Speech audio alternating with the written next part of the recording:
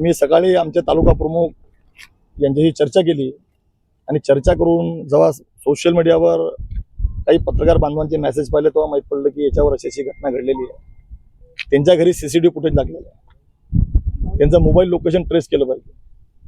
हे न पाहता पोलिसांनी ज्यांना आरोपी केलेला आहे एकंदरीत ते त्या घटनास्थळावर नव्हते. त्यांनी स्वतः आपल्याला सुद्धा माझ्या समक्ष ठाणेदार साहेबांना सीसीटीव्ही फुटेज दाखवले. त्या फुटेजमध्ये जो घटनास्थळ आहे किंवा जी वेळ आहे या वेळेला ते घरी झोपलेले होते. परंतु विनाकारण या भागामध्ये शिवसेनेचं काम हे वाढू लागलेलं आहे आणि पक्षांतर्गत काही अगोदरच्या घटना आहे त्या घटना याला कुठेतरी कारणीभूत राहू शकतात. कारण की एखाद्या कार्यकर्त्याचं जेव्हा काम वाढते तर तेव्हा अशा काही घटना घडतात.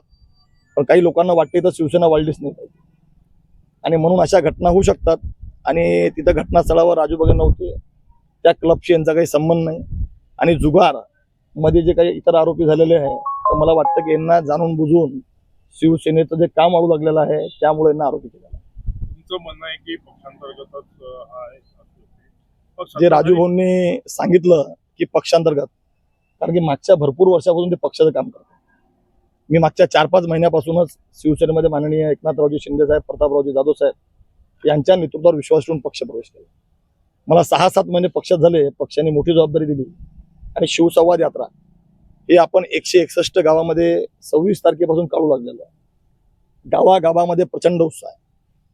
शहर प्रमुख, तालुका प्रमुख, आमचे उपजिल्हा प्रमुख सगळेजण यात्रेच्या सोबत आहे आणि प्रचंड उत्साह असल्यानंतर साहजिक आहे की विनाकारण पक्षाच्या तालुका प्रमुखला बदनाम करणे, शिवसेनेला बदनाम करणे हाच उद्देश. काही पत्रकार बांधवांचं नाव मी घेणार नाही, परंतु ज्यांनी जे मेसेज फॉरवर्ड केले त्यांनी थोडीशी सत्यता पडताळली पाहिजे.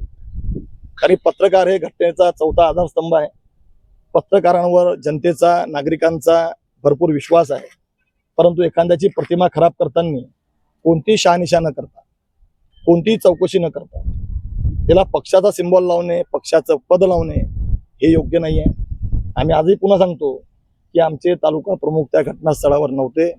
त्यांनी या घटनेशी कोणताही संबंध नाही. तरी माझी माननीय ठाणेदार साहेबांशी चर्चा झाली की आपण याची सखोल चौकशी करावी. जर राजेंद्र बगे घटनास्थळावर असतील तर आम्ही काही बोलणार, परंतु ते घटनास्थळावर नसतील तर आपण नक्कीच याचा विचार करावा. कोणाच्या दबावाखाली आपण ही कारवाई करू नये.